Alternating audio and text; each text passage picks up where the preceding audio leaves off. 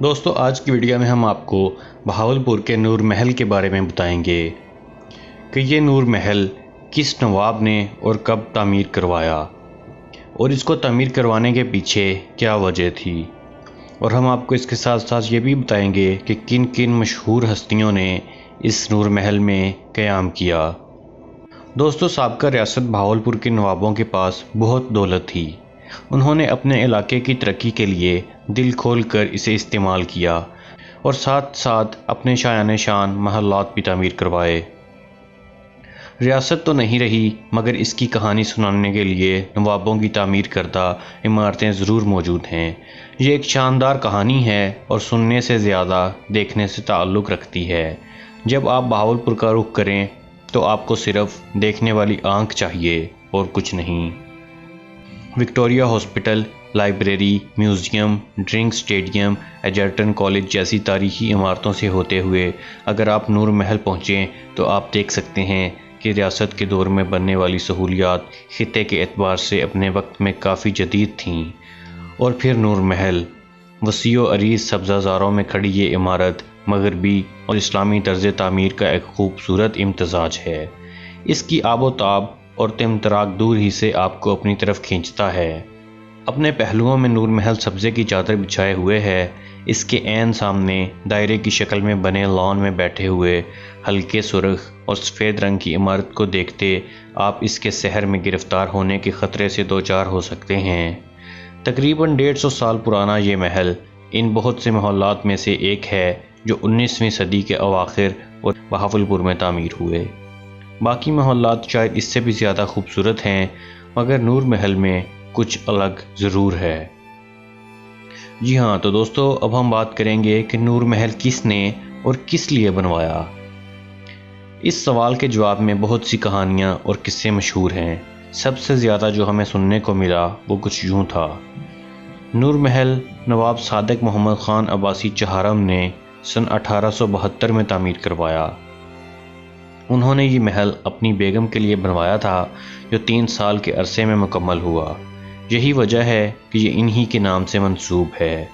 تاہم ان کی بیگم نے اس محل میں صرف ایک رات قیام کیا کیونکہ انہیں یہ بات پسند نہیں آئی کہ محل کے قرب میں ہی ایک قبرستان موجود تھا۔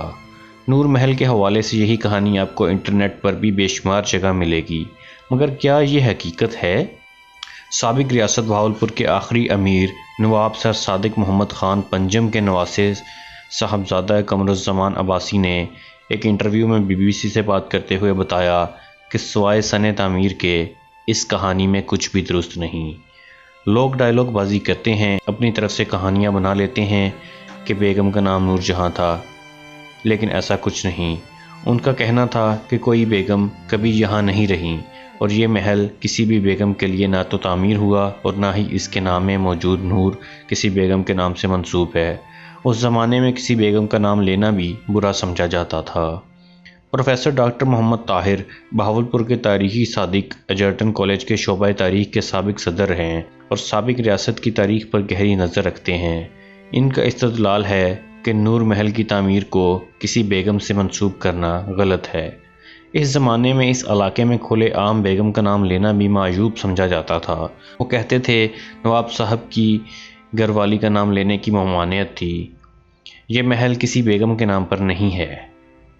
پاکستان بننے کے بعد نور محل کچھ عرصہ اوقاف کے پاس رہا اور پھر پاکستانی فوج کو لیز پر دے دیا گیا، جس نے بعد ازاں اس کو خرید لیا۔ ان دنوں یہ فوج کے زیر انتظام ہے۔ اس کی عمارت میں ریاست کی تاریخ اور خصوصاً نواب سر صادق محمد خان پنجم کے حوالے سے چیزیں رکھی گئی ہیں۔ آپ ایک معمولی سے رقم کا ٹکٹ خرید کر اس کی سیر کر سکتے ہیں۔ جی ہاں، تو اب ہم آپ کو بتائیں گے کہ نور محل میں یہ نور آخر ہے کیا۔ صاحبزادہ قمرالزمان عباسی کے مطابق جیسے اللہ کا نور ہے ویسے ہی اس محل کو نور یعنی روشنی کی نسبت دی گئی ہے۔ آفتاب حسین گیلانی بہاولپور کی اسلامیہ یونیورسٹی کے شعبہ مطالعہ پاکستان کے سربراہ ہیں۔ وہ بہاولپور اور اس کی تاریخ کے حوالے سے کتابیں اور کئی مقالے لکھ چکے ہیں۔ وہ بھی صاحبزادہ قمرالزمان سے اتفاق کرتے ہیں۔ نور محل میں نور کا مطلب روشنی ہے۔ اس محل میں کوئی بیگم نہیں ٹھہری۔ دوستو اس محل کی تعمیر اس طرح کی گئی ہے کہ اس میں سورج کی روشنی کے داخل ہونے کے لیے خاص طور پر راستے رکھے گئے ہیں۔ محل کے مرکزی ہال میں نواب کے بیٹھنے کے دربار کے عین اوپر شیشوں کی دیوار نظر آتی ہے۔ اس میں شیشوں کا استعمال اس طرح کیا گیا ہے کہ عمارت کے ہر کونے میں قدرتی روشنی رہتی ہوگی۔ اس کا اندازہ اس شیشے سے لگایا جا سکتا ہے جو نواب کے دربار کے عقب میں نصب ہے۔ ان دنوں یہاں ہفتے کے آخری 2 دن لائٹ شو منعقد کیا جاتا ہے۔ یہ منظر قابل دید ہوتا ہے جو نور محل کے حقیقی معنی کی عکاسی کرتا ہے۔ اس میں محل کو باہر سے لائٹوں سے روشن کیا جاتا ہے۔ اس کے گنبدوں پر نوابین کی تصاویر بھی دکھائی جاتی ہیں۔ جی ہاں، تو اب ہم آپ کو بتائیں گے کہ آخر نور محل کس لیے بنایا گیا۔ صاحبزادہ قمرالزمان عباسی کے مطابق یہ مہمان خانہ تھا۔ اس وقت کی بڑی بڑی ریاستوں کے نواب اس میں ٹھہرے ہیں۔ بعد میں سابق وزیر اعظم پاکستان ذوالفقار علی بھٹو اور محترمہ فاطمہ جناح جیسی شخصیات بھی یہاں ٹھہری ہیں۔ پروفیسر ڈاکٹر محمد طاہر کے مطابق اس مہمان خانے میں اس وقت کے شاہ ایران کے علاوہ راج برطانیہ کے وائسرائے، گورنر پنجاب اور پاکستان کے سابق صدر اور martial law administrator Ayub Khan بھی ٹھہر چکے ہیں۔ نوابوں کے دور میں بھی نور محل میں ریاستی اور سرکاری تقریبات منعقد کی جاتی تھیں۔ ریاست بہاولپور کے آخری 3 نواب اسی ہال کے اندر تخت نشین ہوئے تھے، یعنی اس میں ان کی دستار بندی کی گئی تھی۔